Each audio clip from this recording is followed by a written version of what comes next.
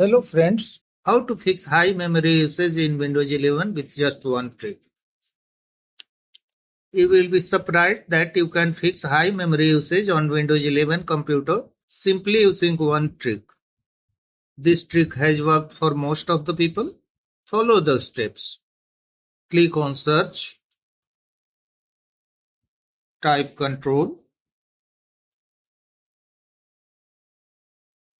click on control panel, click on power options, click on choose what the power button does. Click on change settings that are currently unavailable. Uncheck turn on fast startup. Click on save changes.